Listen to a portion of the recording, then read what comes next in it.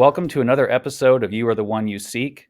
I'm your host, David, and I am super excited to have a very special guest on today. His name is Bill Letson, and Bill had a transformative NDE experience. And Bill, before I, share a bunch about who you are and what you went through, I think I'll just let you take the wheel, if that's okay.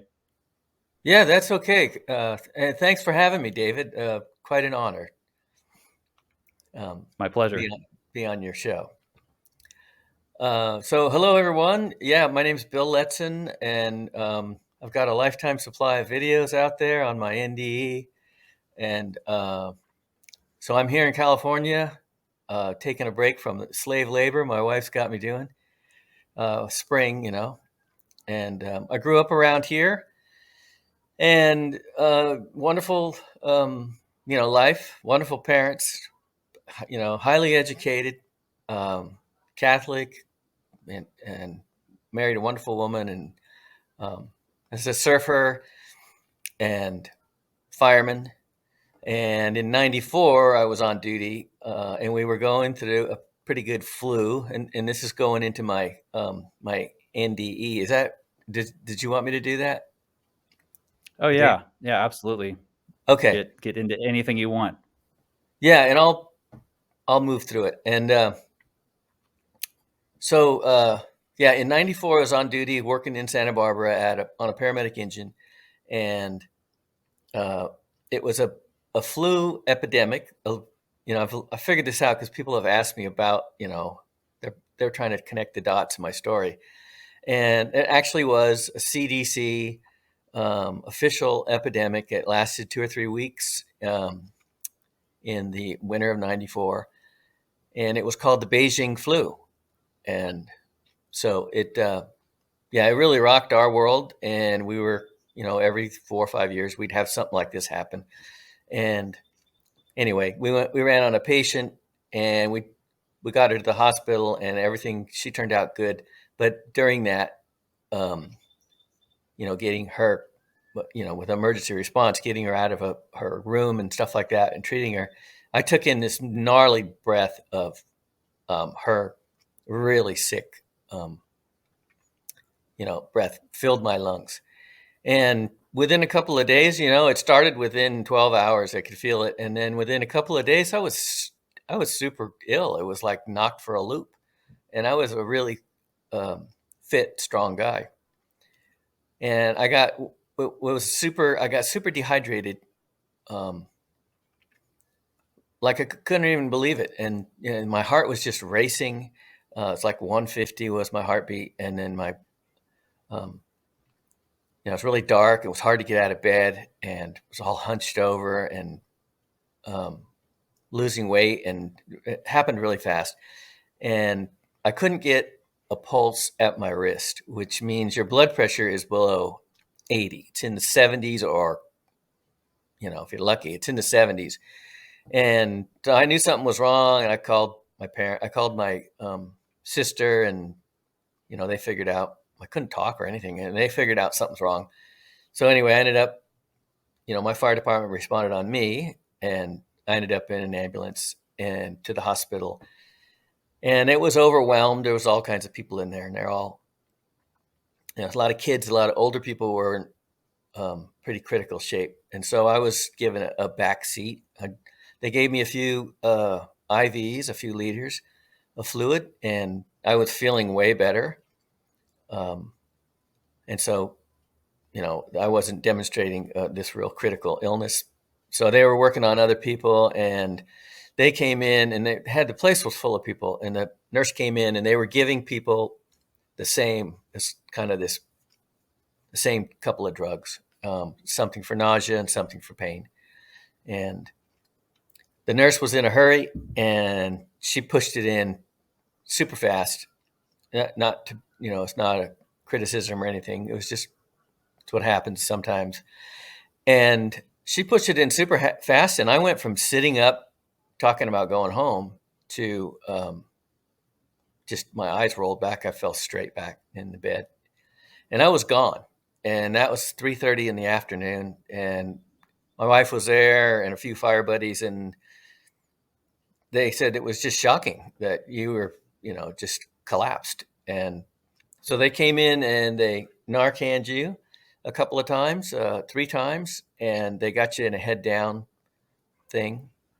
So yeah, they Narcaned me 3 times in a rapid succession, and started more IVs, head down, and shipped me off to intensive care. And my wife said they were pretty freaked out by this whole thing, and take a seemingly healthy guy, young, healthy, fit guy, and just collapse him. So yeah, I sat up there overnight, and my wife said the highest blood pressure she heard in the ER was 40/0. And from what I heard, that stayed there for hours. And so somewhere during that night in that state, I left my body. And, I went from the emergency room thinking I was going home to flying through a sea of stars. It was all these colored stars, these colored balls, and they were all around me and parting, and I was just flying through them. And I was this huge, expanded cloud of some sort. It felt like I'd been released from, a hot, dark closet, is what I always say, is that it was a cramped space that I'd been pushed into, and I was now this huge awareness, this huge cloud just sailing through this sea of welcoming stars, this euphoric feeling that was nothing but peace and acceptance and joy and love coming from these stars, these orbs, these living beings. Is what I was. I felt I was home. I felt I was back where I came from.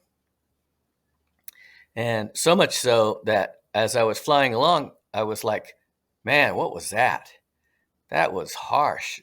And, meaning my time here on Earth in a human body, I was like, that was really gnarly. And a lot of those lower vibration energies, emotional energies that we have here that we don't enjoy, things like anxiety and depression, and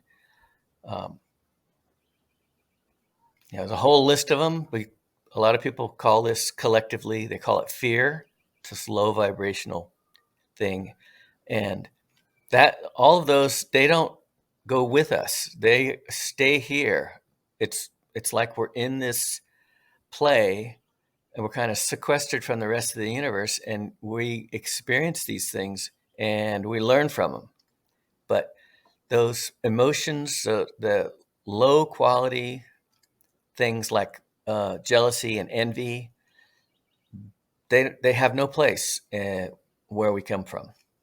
And I knew that immediately.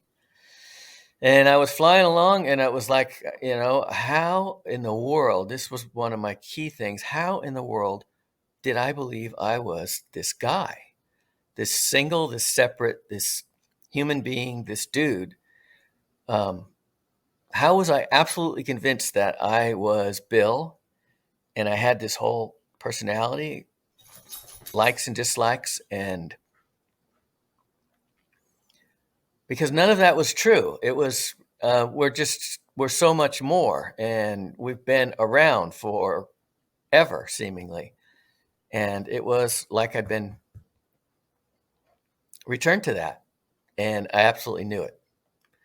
So I was flying along, and everything was just awesome. Nothing was impossible in that realm. Nothing was, was limitless. And you felt you were limitless. You were connected to everything.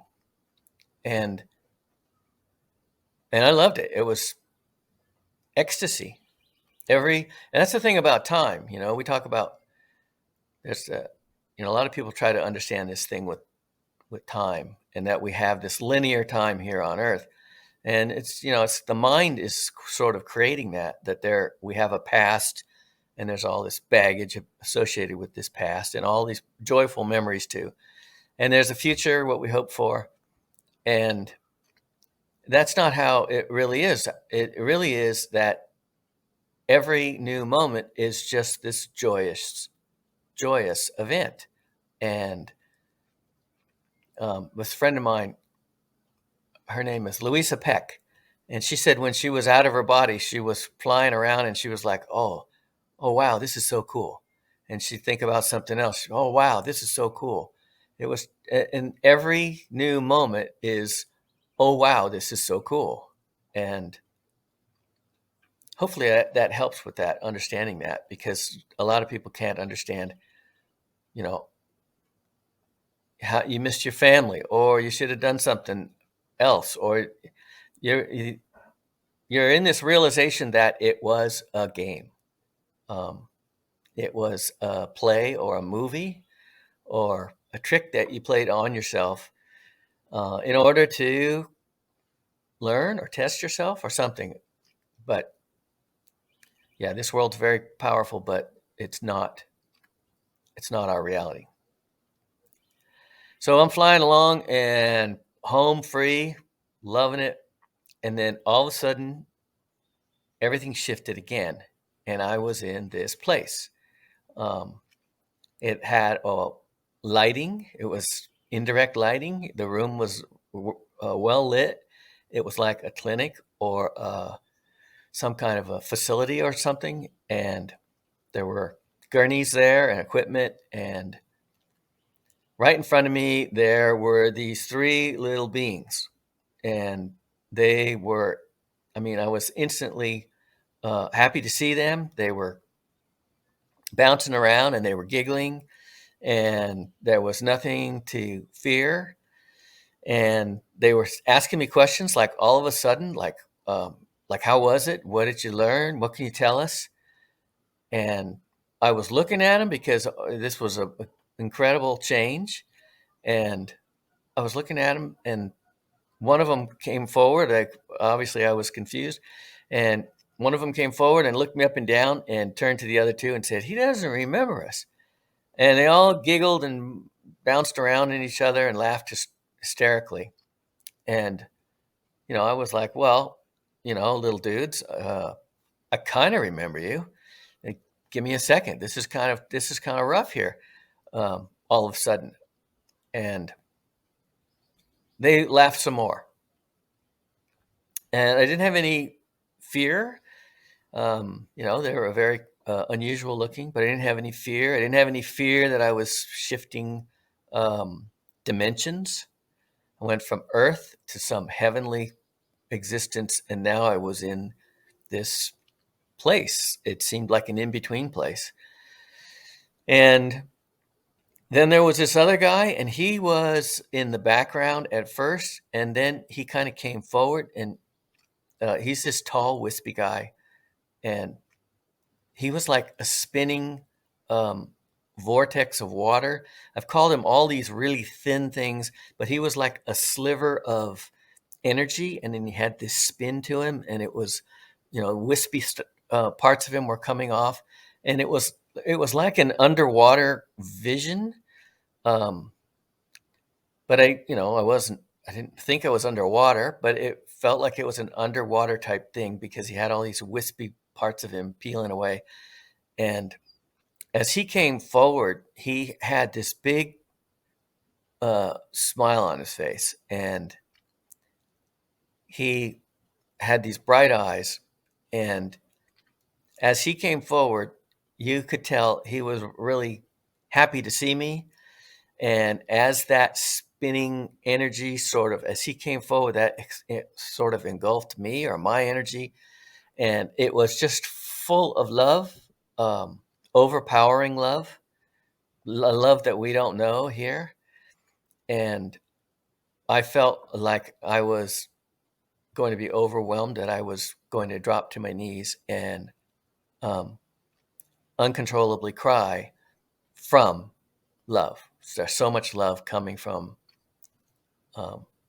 this tall, wispy guy. And he had a big smile on his face, and he was chuckling at everything. As he came forward, he was chuckling. I could feel his chuckles inside me. And he was chuckling because the little guys were, playing around with each other, and they were making comments about me. And he was laughing about that, and they were giggling. And it was just this scene. It just went on and on where, it was nothing but happiness. And I was thinking, all right, I need to get out of this place and get back into that limitless realm. I think this is just, I got to go through some kind of checking out process or something. And so I suggested, is this where you guys review my life type thing? Do we flashes before my eyes or something, and we talk it over? And you guys want to get started with that? And the tall, wispy guy just cracked up. And he said, yeah, sure, let's do that. How do you want to start? And,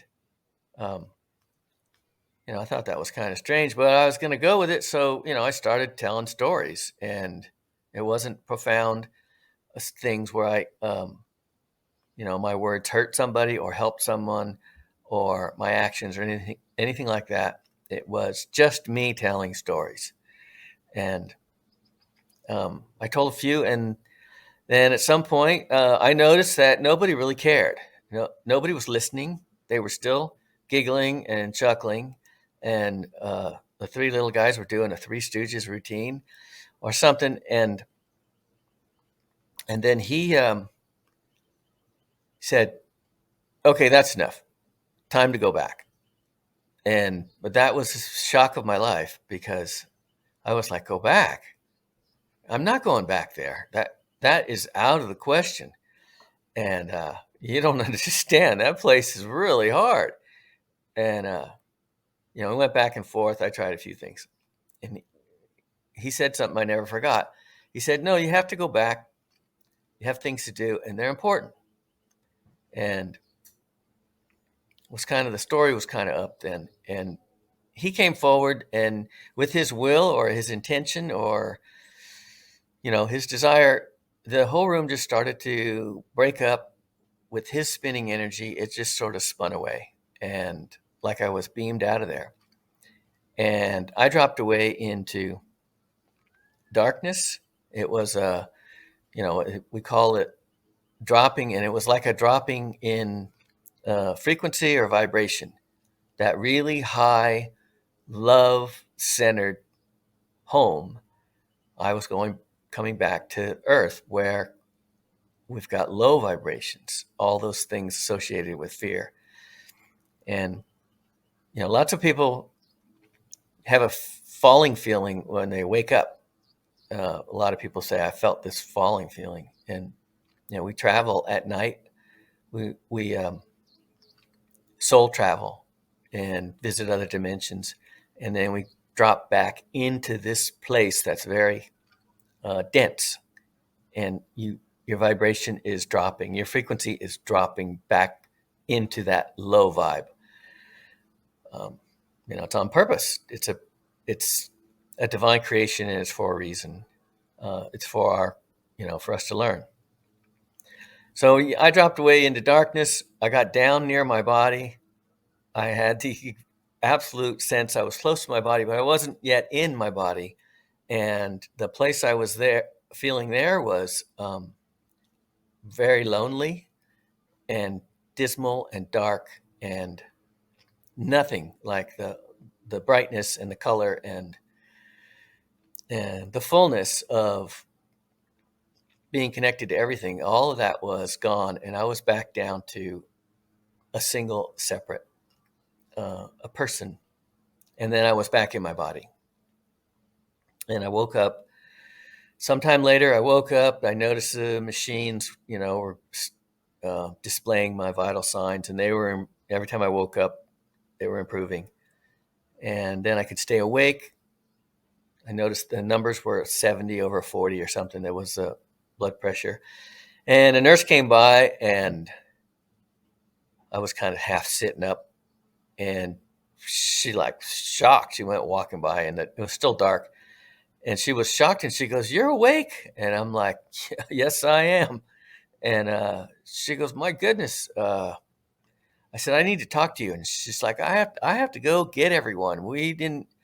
Nobody knew what, happened to you, why you were so far gone. We didn't know if you were coming back." And that's an interesting thing. It could have been comatose for, a lengthy time. They had no idea. And so I was like, "Okay, yeah, you can go get everyone, get the doctor and all that. But first, I was very serious because I was extremely pissed and upset. And I held it together, and I just said, I was like, I wanted this answer. I was like, what am I doing back here? Um, as if any human could answer that question. But, I wasn't thinking like a human. I had just gotten back. And I said, I died. Bill was done. And I had bought the farm. What am I doing back here? And without missing a beat, she said, "Honey, you were in escrow, but you fell out of escrow, and now you're back with us." And she had her hands on my shoulders because I think I looked a little distraught and upset. And she goes, "You're going to have to get your head around that." And she looked me straight in the eye, that windows are the connection to the soul. And I got it, soul to soul. I was grounded back in, this very challenging realm. And that was really cool because most of my people, NDE people, I know a few of them, but they weren't grounded. They walked around for a long time saying, "Why me? Why do I have to be here? What's going on here? What did I do that I'm stuck here?" And I kind of skipped all that. So she went and got the doctor, and he's a nice guy. And I was just like telling everybody, just, telling my whole story about all the little funny guys and then the tall, wispy guy, everything that happened and where I was. And I was telling everyone, this is a trick. This is a game that we're in. It's not real. There is a real place that we return to. And, I sound like a nut even today. And the doctors laughed at me. He went and got all his bros, and they all came through and heard the same thing. They all had good comments and laughs, and I didn't care. I didn't care what anybody said. I knew it was true. And my family showed up, and my mom, my dad, my wife was there, and some of the fire guys came through and stuff. And I just told the story, and I could see the concern and the disappointment in their faces. My mom, I'm sure she was like, "Oh no, he's brain damaged. We got to take care of him for the rest of his life." But I wasn't. I was just absolutely being truthful, and I could tell they were it was upsetting for them. So I let up on my family, and I was home for a few days on the couch, fully recovering, and it was pretty sad. And then I got back to work. I came out of that sadness. It didn't last for years or decades like some. And then when I got back to work, the word had spread that Letson had this thing, and he left his body and he was in these other dimensions and all this stuff. And so everybody asked me, the guys will all ask me, and I never held back. It's like, I walk into a station, they're like, "Hey, dude, what's this thing? You went to heaven or something?" And I'm like, "Yeah, sit down. I'll tell you all about heaven." And or wherever it was. And so I tell the story to everyone. And after a few weeks, one of the guys was delivering something at the station, and he said, "Hey, man, they're talking about you up there in the chief's office." And it's like, "Yeah, okay, I get that. I get it. You can't talk like me." It was the 90s. this NDE thing, I guess it was around, that's what I've been told, but it wasn't around in my circles. I didn't know anybody that knew anything about it. And so I, buttoned it up because I enjoyed my job. It was something I was meant to do, and I wanted to keep doing it, and I wanted to, promote and to be able to contribute to the mission of the fire department. And so I wanted to fit in, and so I kept it to myself. And if anybody ever wanted to talk about it, I always talked about it. Never, I never put it away or, completely put it away, but I didn't offer it. And so that went on. That went on for 15 years, and then I retired in 2010, and immediately had Rick Strassman's work, the DMT, the spirit molecule. I saw the video for some reason here at home, and then something, Amazon came up and said you should buy this book. I just watched the video, and I liked Strassman, something about him, his honesty or something. And I said, yeah, I'll buy the book, which I've never done that before. I never bought a book of something I'd seen before. I'd just seen. And then when the book came, I kind of, worked my way through it. And when I got to chapter 13 and 14, and it was called Contact Through the Veil. And that's where his volunteers, he had 400 of them at the University of New Mexico, clinical study with this chemical that we make in our brain. We make it in our pineal gland. And what he did was he injected them with this chemical called DMT.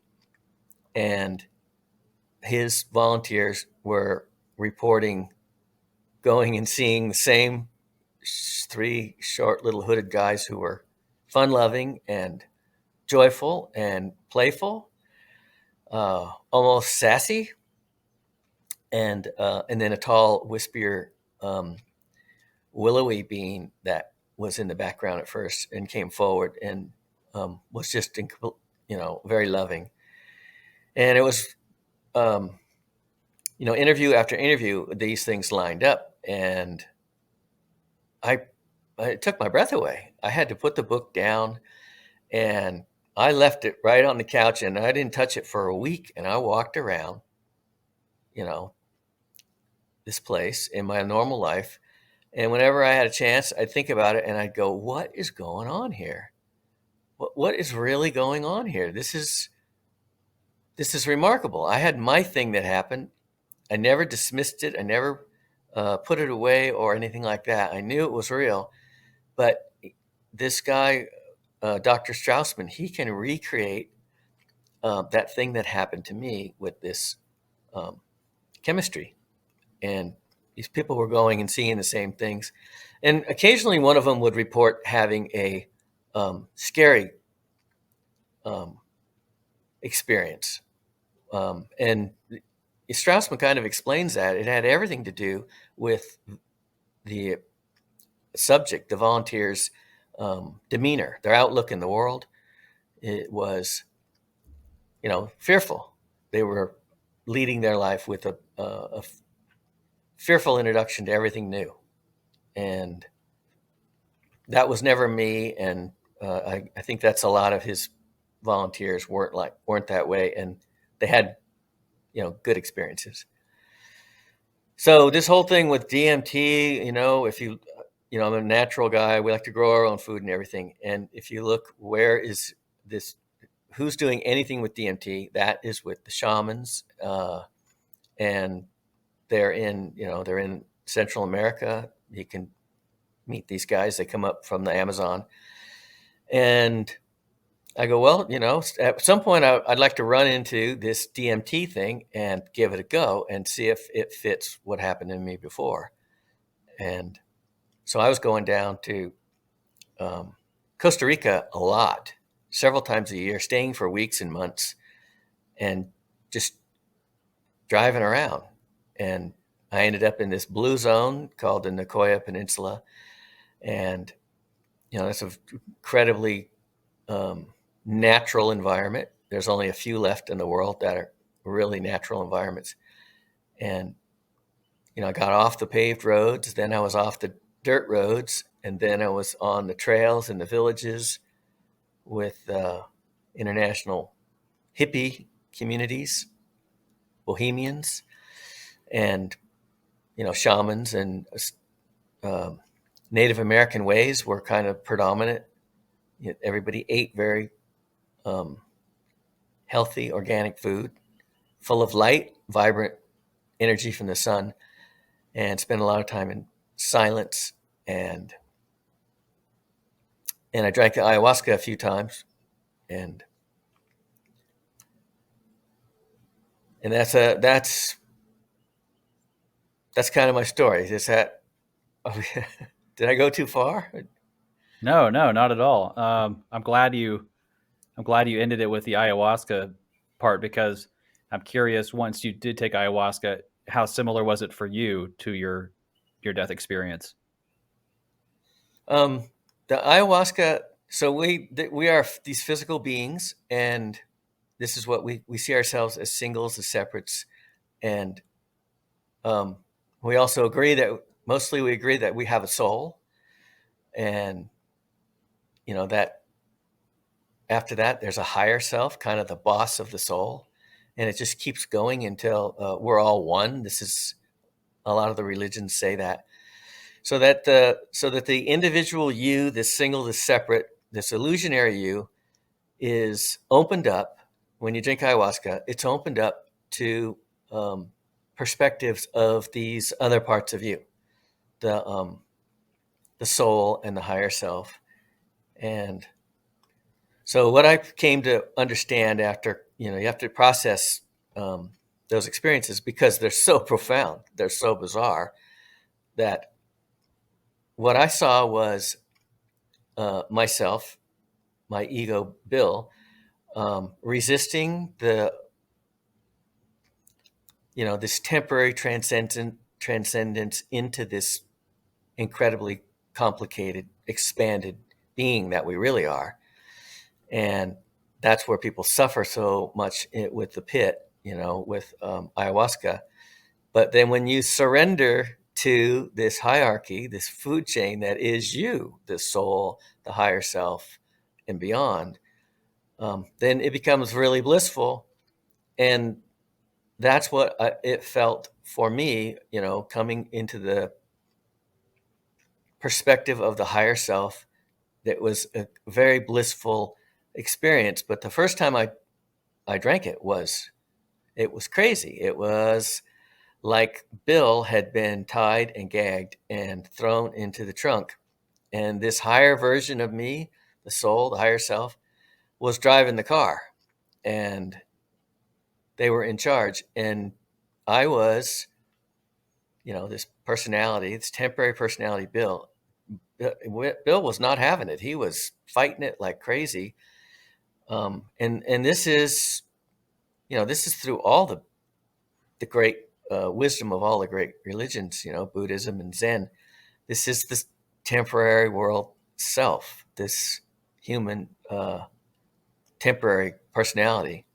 This is the one that gives us all the trouble. And ayahuasca clearly lets you see that. So to answer your question, you do eventually you realize that there's this really huge hierarchy of you, and they're all you, and it's almost impossible to describe, because a human spends 100% of their time listening to the voice in their head, this human being, this personality that this part you've taken on, that you're pretending to be. We're listening to that whole thing with the DNA, with the astrology, with the birth chart, the energies that are scripted on to your character for this round. Those all have a hand in creating you. And that narrator, that the thoughts in your head, that, we're living in our left brain the whole time we're here. And left brain is analytical, facts and figures. It's boots on the ground in the earth and always in charge. And then the right brain, which is creativity and music and color and flow and dance and what we really are, that's correct. That's connected to the divine. It's connected to home. And ayahuasca swaps those. It puts the divine brain in charge, and the left brain, analytical, animal brain, like I said, it's tied and gagged for a few hours. And, it can be, it's like, dying. You feel like you're dying. Your personality is going away. And when you let it go, that's when the whole ayahuasca ceremony swaps, and it becomes, within minutes, it becomes absolute bliss, like what I felt in that star realm with all those orbs. That opens up to you when you allow it. So I don't know if that got more confusing or what, but No, not at all. Do you see any benefits with any other, 'cause psychedelic therapy has kind of taken over as a trending new approach to a lot of mental health disorders. And, I hear that psilocybin, LSD even have been effective. They've done trials with MDMA for PTSD. Do you see psychedelics as sort of the new wave of medicine and our understanding of again, who we truly are? Or is it kind of something that should be taken very cautiously and, only put in a clinical type environment where your goal is to elevate yourself and not just for recreation or fun? Or can it be both? yeah, we're going back to ancient ways, and that's what the shamans are. That's what the Native Americans are. They are leftovers from ancient ways where we knew that these plants, these substances are divine creation. There's no nothing is happenstance. There's a reason why there's these mushrooms out there, or whatever the Native Americans, the shamans use. That there's a reason, they have a frequency, and when you ingest them, you take on that frequency for some hours, and that frequency matches our home. It's high frequency. It matches our home, and we are connected to it. And I think the reason that Western medicine is now doing these things, it's shocking for a guy like me, who born in the 50s. Drugs were, people who talked about these things, psilocybin and mushrooms, they were, druggies. These were lowlifes, and that's completely changed. I bought some mushrooms online, and they're sitting right over there. I haven't taken any of them yet, but waiting for my wife to get her courage up. But I've never done anything like that before. I just drank the ayahuasca handful of times around 10 years ago. But anyway, yeah, I think what's going on is slowly the world is going to go back to that ancient knowledge. And, hallucinogenics, they're really not hallucinogenics. They're sort of reality-genics, our true reality. That it breaks down the veil, and we can move into those realms and those dimensions that I experienced in my NDE. It's the same chemical. We make DMT in our pineal gland, and at night we get a little drop, and we leave our bodies and we soul travel, and we think we're having these wild dreams and all this stuff, but more likely we are traveling in these other dimensions, unlimited dimensions, and we come back. And then at death, when the body has run its course, the pineal gland splashes a massive amount on the brain, and you're rocketed out of your body, for a final time. And So yeah, it's the same mechanism, and it's a chemistry thing. And so yeah, I think it's cool, and the world is in wonderful hands. Well, slowly these things will become normal to where they'll be used for, you know, a lot of people with depression and a lot of these mental illnesses and just things like that. They'll get a ton of relief.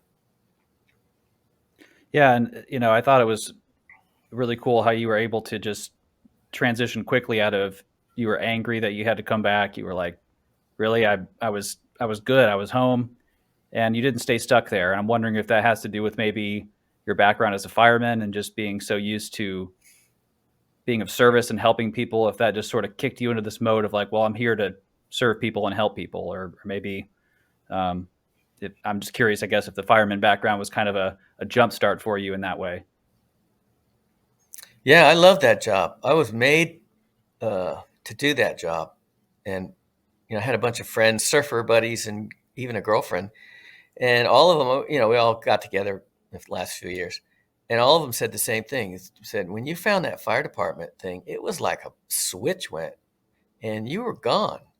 You were either you know, getting a job, up in the Sequoias on a helicopter, or you were just on to the next job, on to the next job. You couldn't get enough of it. And that was true. Something was scripted on my plan here, was to do that job.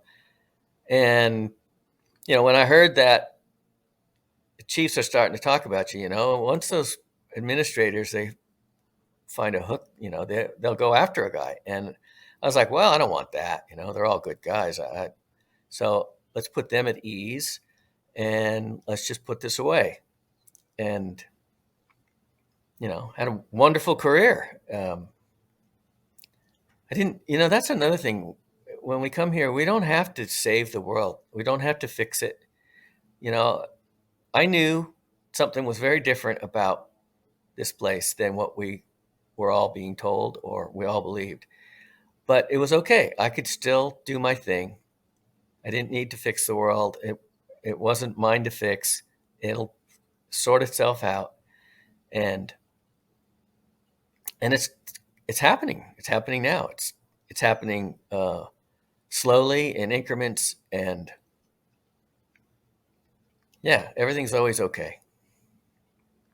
Well, and I'm just curious how much you've seen it grow. And you talked about it was in the 90s. You really didn't know anything about NDEs. People around you were just kind of scratching their heads trying to figure out if it was, the morphine or something, even though you said you were Narcan 3 times. So that's pretty good indication it wasn't the drugs.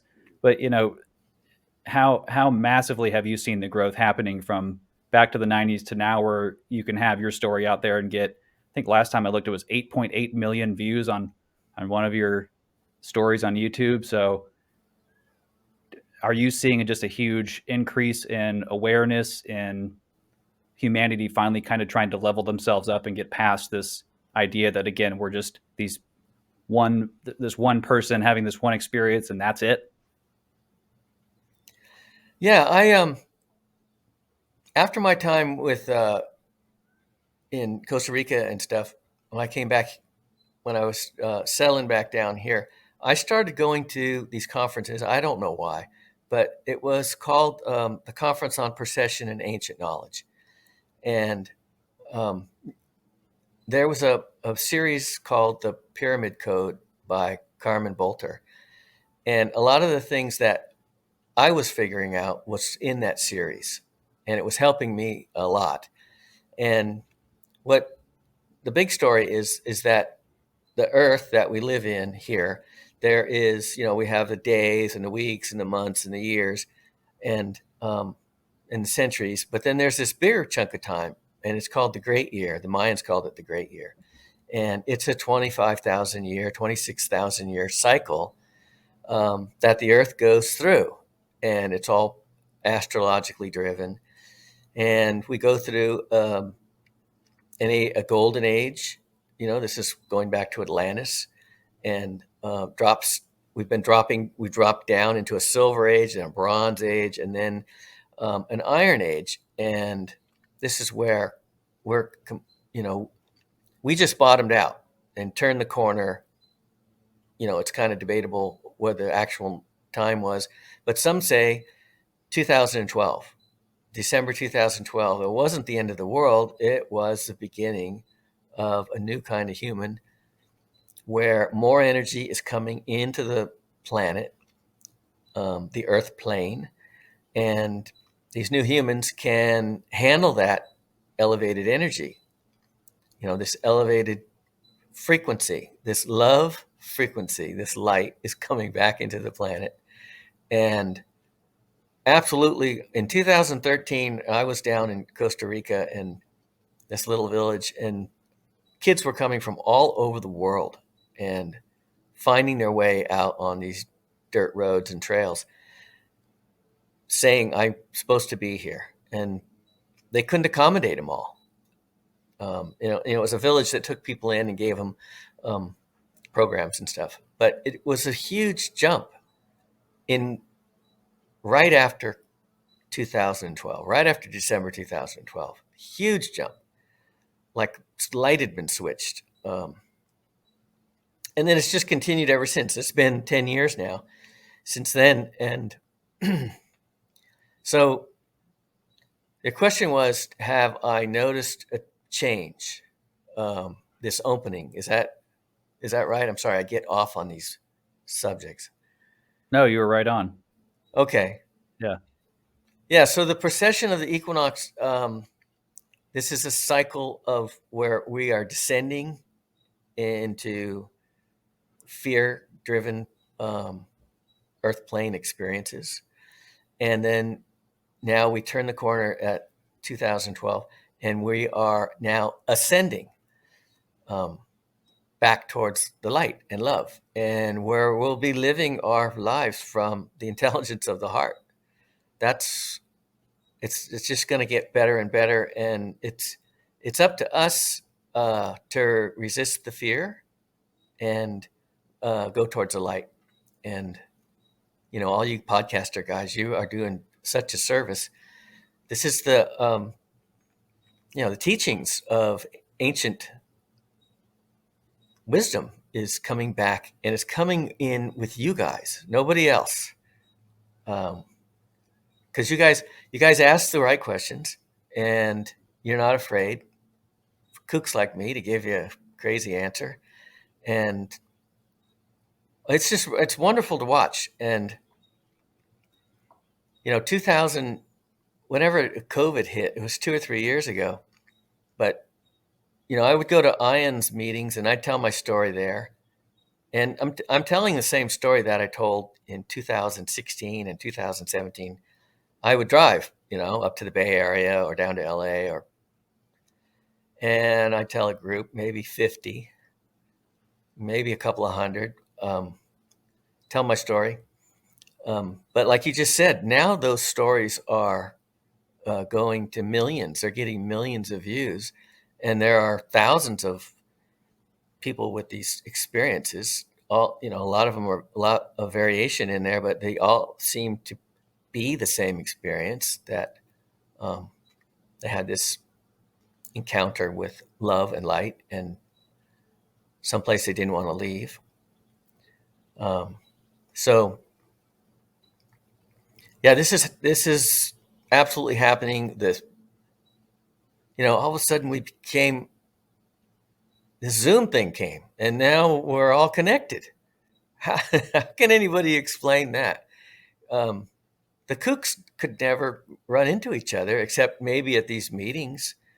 I'd tell my story, and some lady in a cape, with long white hair would come up and say, "Oh, this is your soul did this, and this is why." And I'd be like, "Oh man, thanks for telling me that." And that would be fortunate. But now it's, you can spend hours watching these stories, and the ones that hit me are the ones that, when they're speaking from their heart, when their emotions come in, not a performance. There's a lot of that. Not a polished performer who's got some business, but just it's usually like a young guy or a young girl who's trying to sort out what happened to them, and they're just talking. They're speaking into these Zoom things from their heart, and you can absolutely feel it. And that's what's going on. That way of interacting with each other is coming back, and it's going to take centuries, but now is the beginning. And the last, with that precession of the equinox, the next 2,000 years is, in the yugas, in the Hindu, the way they talk about it, in the yugas, and what the Mayans called it Baktun, these different times, Silver Age, Gold Age. But right now they call this time the Age of Heroes. And, these people that are stepping forward and telling their story, and the people that are asking the questions and going through all this production effort with podcasts, this is your time, man. This is it's true. It's really true. It's not, not trying to make some sensational thing. This is really happening. And in this cycle, this precession of the equinox, this great year, it has gone on forever. And that is the most powerful word I'll say today, because it is a cycling thing where light comes into the world, and that's what's starting now. We can choose the light, but it's mostly darkness still, because we're still low. And then, after the golden age has run its course, then it'll slowly come apart, and we'll sink back into darker ages. And that's, that if you can get your head around that, then you can realize that this is a temporary gig. We come down here, we play lots of parts, and we learn from them.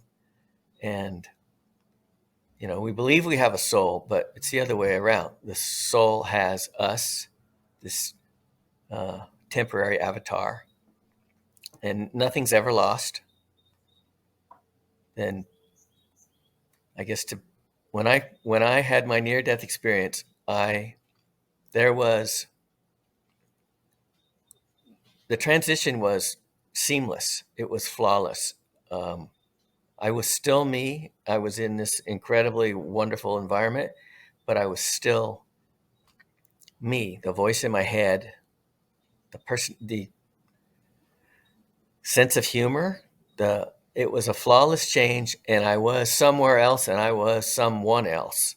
I was no longer Bill, and I absolutely knew that. And we've all done that thousands of times. And it's never anything to fear. It's a wonderful gift. So, would you say it's fair that we don't get stuck ourselves necessarily in the cycles of dark and light, dark and light? At a certain point, we transcend that cycle, and we're able to move out of kind of being stuck on the karmic wheel, as it is usually described, or is this something that you think we do sort of over and over and over for an undetermined amount of time? Well, I think we have thousands of lives, and with each life, there's some core quality of ourself, some honesty, some integrity, some virtuous, something that says, I want to help others. I'm not here for my own gain or satisfaction. And, then that quality is so powerful that it comes through no matter what character you take on. That quality is going to come through in your life. And it's almost like you're testing it or challenging yourself to see, can that higher me step forward into this world and do good things, be kind, be compassionate, be helpful. And that's what I think is going on. And then we get to leave here. And, this, I think you said the karmic wheel, we break free of that. And we don't have to reincarnate. And, it'd be great. You have the option to. You would come and help somebody else through some sort of emotion that they're trying to clear or conquer. You still come to Earth, but you're not stuck here. And that thing, that symbol, the yin and the yang, that kind of tells this story. And if you put the light coming back into the world, you put it down at the bottom, we can match it up with ourselves.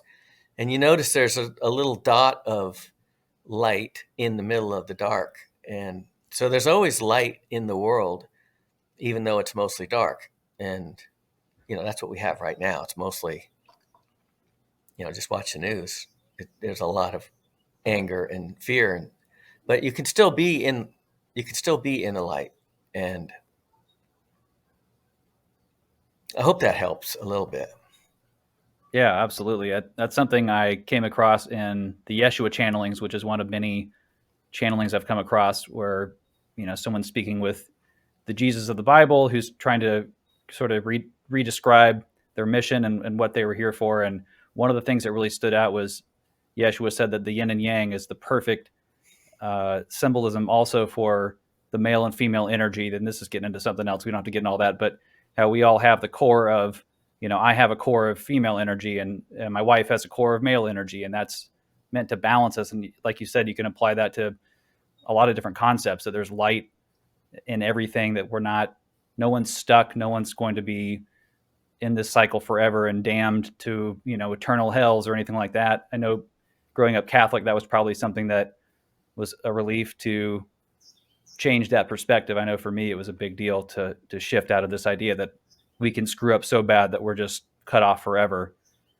So yeah, I love that. I love that explanation, the yin yang, for a lot of different things. But I know our time's running short here, but before we go, I wanted to ask you, when you came back from your NDE, did you have any specific abilities, or were you able to channel or access those higher realms in a more direct way, or was it kind of just the one and done sort of deal?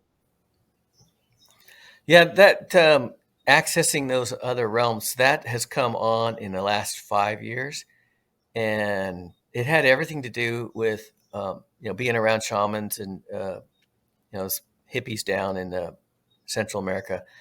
And a lot of things that they did were silence and being still in nature, and, going on these week-long, 10-day silence retreats where you're in nature, your feet are on the Mother Earth, you look to the sun for energy, that it's all coming in with, fresh vegetables and fruits and greens.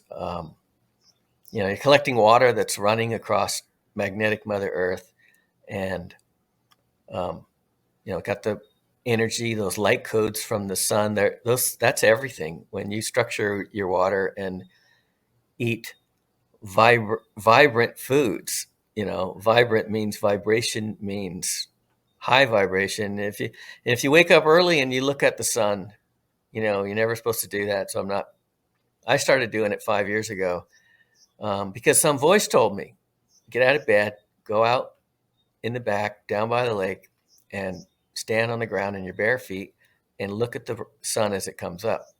And I didn't argue. And so I've done it every day for years. And there's this thing you can do. It's called the Diamond Consciousness Meditation. And it's Robert Edward Grant. It's on his channel. And it's amazing. The vibrations that are coming from the sun, the light codes, you'll see a tunnel of light codes, and everything changes. A human being starts reconnecting with the vibration of the other side. We're not supposed to be cut off as much as we are, in order to be at our best. And when you get back to nature and do that, then everything starts to rise, and you're just in love with every moment, just like when you're at home. It's a heaven on earth existence, um, and everybody can have it. So I think that was your first part, but that second part of your question I just answered. But the first part was, what was that again? It was, Well, just about, if you were able to sit there and meditate and kind of go back to the experience, or connect more directly to, maybe the guides you saw, the three dudes in the robes, or any of that kind of stuff. Were you able to at any point have a conversation or an interaction with them, or was that sort of just meant for that one experience, and and now you're kind of on to something else? yeah, Hopefully there's, that made sense. yeah, that's good.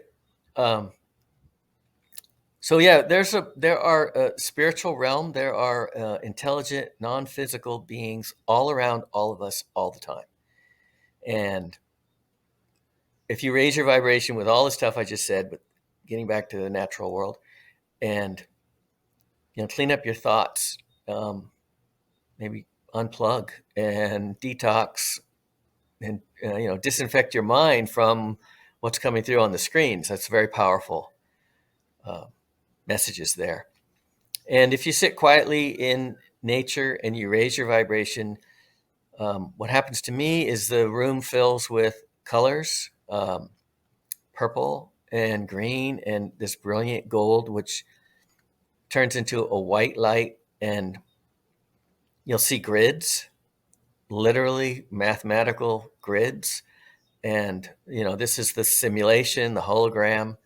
That is absolutely true. We're in this sort of simulated reality, and our mind is driving the next experience. Our intentions, our expectations, it's turning it all into reality for us.